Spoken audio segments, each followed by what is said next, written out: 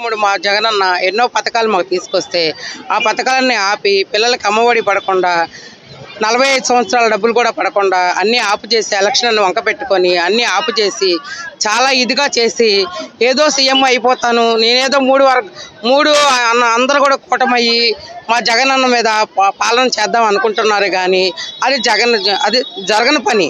కానీ మళ్ళీ సీఎం అయ్యేది మా అన్నే. మళ్ళీ మా పథకాలన్నీ రావాలని కోరుకొని ముసలి వాళ్ళకి చాలా పెన్షన్లు అందలేదు. ఆయన చేసే అరాజాలకి ముసలి వాళ్ళు చాలామంది బాధపడుతున్నారు. వాళ్ళు అమ్మ మేము ఇంటికి వెళ్తే మాకు పెన్షన్ అందలేదమ్మా, మా అబ్బాయి ఈ నెల మాకు డబ్బులు పంపిస్తాడని చెప్పి జగనన్న చూస్తున్నామమ్మా ఎదురు. అట్లాంటి జగనన్నని కోర్టుకు కూడా చేసేస్తే అందనీయకుండా చేస్తున్నారమ్మా. ఈ మా ఉసురు పోసుకుంటున్నాడని చెప్పి పెద్దవాళ్ళు అందరూ కూడా మా ఎదురు తిడుతూ మేము ఇంటింటికి వెళ్ళి ఓటు వేయమని అడుగుతుంటే మేము మళ్ళా జగనన్నే గెలిపించుకుంటాం, చంద్రబాబు పరిపాలన మాకు వద్దు అని చెబుతున్నారు సార్. అది